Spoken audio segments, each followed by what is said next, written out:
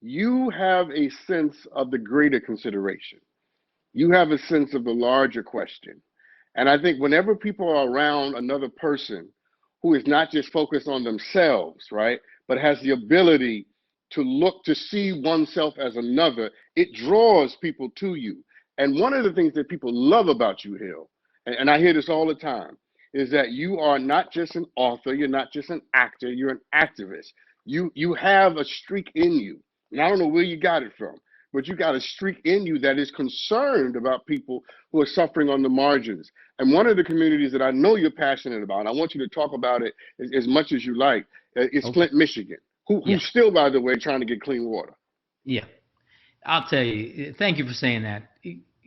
My feeling is, if you have resources or a platform or anything, there's a way you can help or serve somebody.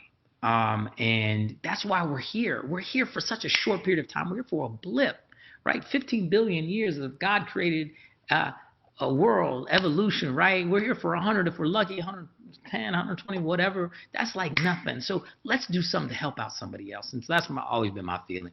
Now, Flint, Michigan is right now is experiencing a crisis within a crisis. I've done a lot of work there already, so I know a lot of people. Work with an organization called the National Clean Water Collective and other organizations, and we've gotten so many reach outs from people that are suffering.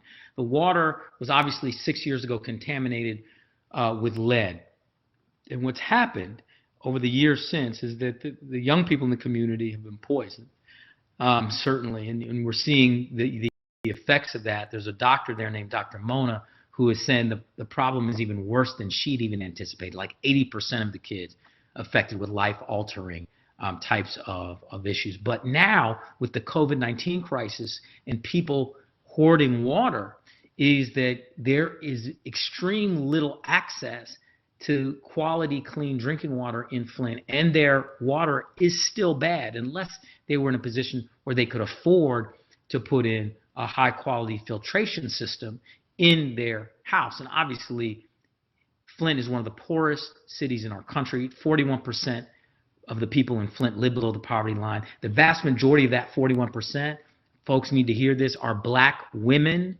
aged 25 to 35, most of whom are single mothers. That is who is poor and in Flint and needs help.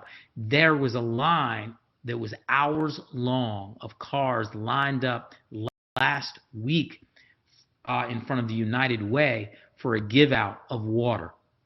This is a crisis that no one's going to talk about, because obviously if folks really cared about Flint and doing something about it, they would have clean water by now, which they still do not. Poor communities get ignored, they get marginalized, and it's got to stop. And I'm going to keep shouting and keep fighting. So I just posted a GoFundMe page. With what I did was, with the National Clean Water Collective, we contacted an emergency water company called Darley in Texas and negotiated a price of $12,000 per semi-truck trailer, 53-foot trailer.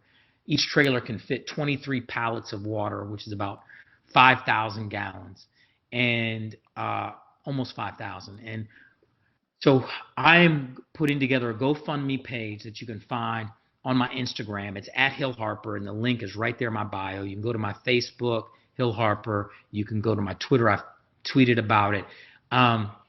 Just put it up today. Trying to raise $24,000, which would be 2 trailers. And if we raise more than that, it'll be 3 trailers. More than that, it'll be 4. To get water into this community, almost 10,000 gallons, at least get them through some period of this with some clean water. This sister here, let me show you, is a sister named India. That's her. Wonderful sister. This is her family. This is her daughter who has eczema on her face. She can't use the water. The water burns her face. She doesn't want to use the water. She doesn't have access to bottled water right now because of the scarcity issue. We're better than this, and we as a community. And when I say world, I'm not even talking politics. I'm just saying us, those of us that are here, even just listening. We can solve this, and we can do it together. And so I will personally go to Flint and record the water being handed off. I'm going to do that. I'm going to get up there and do that. So this is something I'm serious about. This is something I need folks' help with, though. Even if you can just give $1. I know folks are asking for so many things. There's so much uncertainty. If you can give $1, if you can give $5, $2.25, $10, whatever you can do, please go to my Instagram.